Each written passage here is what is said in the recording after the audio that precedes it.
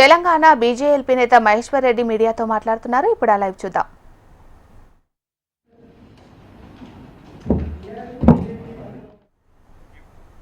ఓవైపు ఉద్యోగ ఒత్తిడి, మరోవైపు కుటుంబ బాధ్యత రెండింటికి ప్రాధాన్యతను ఇచ్చే మహిళా ఉద్యోగులు నెల్లూరు ఏసీ స్టేడియం కేంద్రంలో ఆటపాటలతో రిలాక్స్ అవుతున్నారు.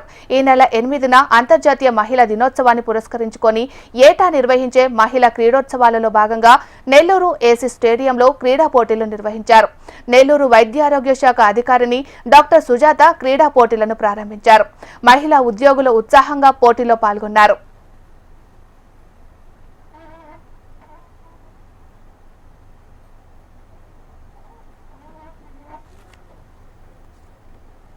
అంతర్జాతీయ మహిళా దినోత్సవం సందర్భంగా ఈరోజు మనకి రాష్ట్రం నుంచి కూడా మనకి ఏపీ ఎన్జీఓ అసోసియేషన్ అధ్యక్షులు మిగతా పెద్దలందరూ కూడా విచ్చేశారు.